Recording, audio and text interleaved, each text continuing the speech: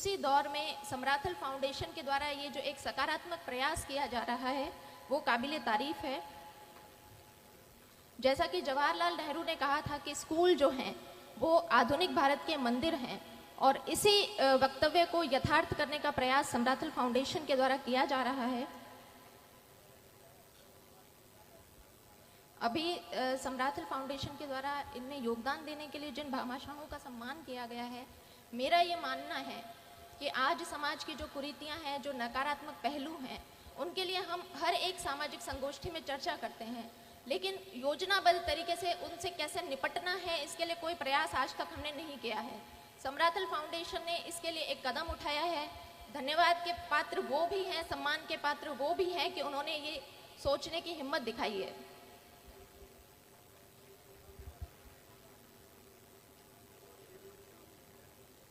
मैं आशा करती हूँ, जैसा अभी स्टेज से अनाउंसमेंट हुआ, कि जिन बच्चों ने अभी प्रतिभा खोज परीक्षा दी है वो इस पंडाल में मौजूद हैं, और अगर यहाँ मौजूद नहीं है तो वो यूट्यूब या अन्य किसी यूट्यूब आदि सोशल मीडिया से वो जुड़े होंगे। तो आज आप सभी बच्चे ज़िंदगी के ऐसे मोड़ पर खड़े हैं जहाँ आपके सामने बहुत सारी चुनौतियाँ, संघर्ष आने वाले हैं। इन संघर्षों से यदि आपको लोहा लेना है तो आपको मोटिवेटेड रहना होगा। अब कुछ जिज्ञासु बच्चों के मन में यह प्रश्न आ सकता है कि ये मोटिवेशन क्या होता है और हमें इस मोटिवेशन की आवश्यकता क्यों पड़ेगी। तो मोटिवेशन होता है किसी व्यक्ति का लक्ष्योन्मुखी व्यवहार है, उसे ऊर्जान्वित करना, उसे सक्रिय करना मोटिवेशन होता है। तो क्या ये मोटिवेशनल स्पीचेस सुन के आप सेल्फ मोटिवेटेड हो जाएंगे? बिल्कुल होंगे, लेकिन आने वाले सिर्फ 24 और 48 घंटों के लिए होंगे। तो जिस प्रकार से हमारे शरीर में किसी तत्व की कमी हो जाती है, हमें उसके लिए सप्लीमेंट्स लेने पड़ते हैं। जब तक हम सप्लीमेंट्स लेते हैं तब तक हमारे शरीर में उस तत्व की कमी नहीं होती है। जैसे ही हम सप्लीमेंट लेना बंद करते हैं, फिर से हमारे शरीर में उन तत्वों की कमी हो जाती है। इसी प्रकार मोटिवेशन है। यदि आप बाहर से इसके सप्लीमेंट्स लेंगे तो वो कुछ दिनों में, कुछ घंटों में वो धूमिल हो जाएंगे। इसके लिए आपको क्या करना है? आपको आत्म मंथन करना है, आत्मचिंतन करना है कि आप डॉक्टर, इंजीनियर, आरएएस, आईएएस क्यों बनना चाहते हैं। और जिस दिन इस प्रश्न का आपने जवाब खोज लिया खुद से, तो आपको बाहरी सप्लीमेंट्स की आवश्यकता बिल्कुल भी नहीं पड़ेगी। जब मैं 8वीं कक्षा में थी तो एक प्रतियोगिता में मैंने 3य स्थान हासिल किया, और उस दौरान मुझे उपखंड अधिकारी से सम्मानित होने का मौका मिला। जब उपखंड अधिकारी की गाड़ी हमारे स्कूल के प्रांगण में आई तो उस गाड़ी पर लगी बत्ती को देखकर मेरा बाल मन सम्मोहित हुआ था। लेकिन जैसा कि बाल मन होता है, कुछ घंटों, कुछ दिनों में वो जो मेरी यादें थी वो धूमिल हो गई। उसके पश्चात 10वीं कक्षा में फिर से मुझे मौका मिला, जब मैं जिला कलेक्टर महोदय के द्वारा सम्मानित हुई। उस वक्त मैंने तय किया कि इस पद में, इस पोस्ट में कुछ तो है कि इसका इतना मान और इतना सम्मान होता है। लेकिन फिर वही चीज़ें हुई कि मैं उन चीज़ों को भूल गई। 10वीं परीक्षा के बाद जब ऐच्छिक विषय चयन का प्रश्न खड़ा होता है, उस वक्त मेरी कुछ सहेलियों ने कहा कि हम तो मैथमेटिक्स, साइंस लेंगे और इंजीनियरिंग करेंगे। उनकी बातें सुनकर मैं भी अपने घर गई और पारिवारिक मंच से मैंने भी ऐलान कर दिया कि मुझे इंजीनियर बनना है। उस वक्त बहुत सारे प्रश्न आए कि लड़की इंजीनियरिंग करके क्या करेगी, लड़की को इंजीनियरिंग करवाने का क्या फ़ायदा है। लेकिन वहाँ मैं धन्यवाद देना चाहूँगी अपने पिता को, जो ढाल बनकर मेरे सामने खड़े रहे और मेरे इस निर्णय का पूरा उन्होंने सम्मान किया और मुझे इंजीनियरिंग की पढ़ाई पूरी करवाई।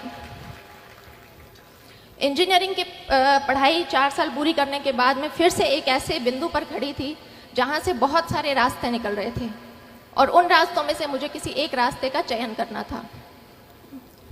कोई विशेष गाइडेंस, मार्गदर्शन तो मेरे पास नहीं था, लेकिन परिवारजनों से विचार विमर्श किया और तय किया कि बैंक की काफ़ी भर्तियां खुली हुई है और मुझे बैंक का एग्ज़ाम देना चाहिए।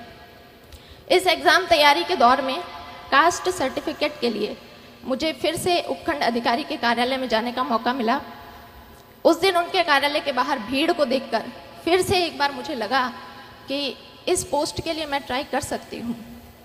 घर आकर मैंने दबी आवाज़ में अपने पिता से पूछा कि उपखंड अधिकारी बनने के लिए मुझे क्या करना होगा, और उस वक्त ये प्रश्न पूछते वक्त मेरे पिता की आंखों में जो चमक थी, वो चमक मेरे लिए मोटिवेशन बनी।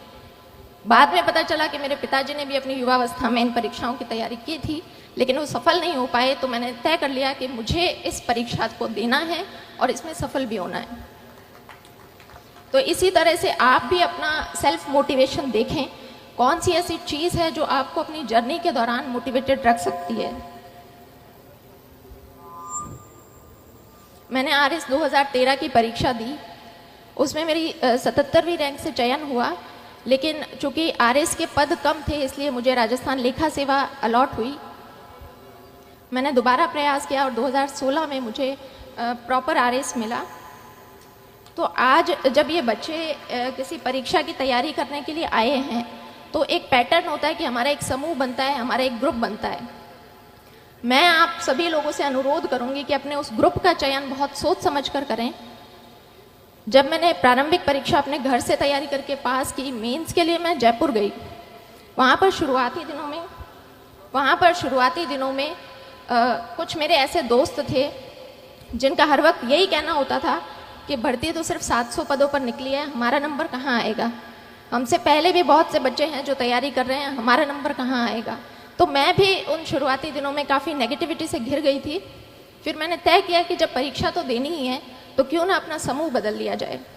फिर मैंने 2 ऐसी लड़कियों का चुनाव किया जो मेरे ही बैकग्राउंड से थी।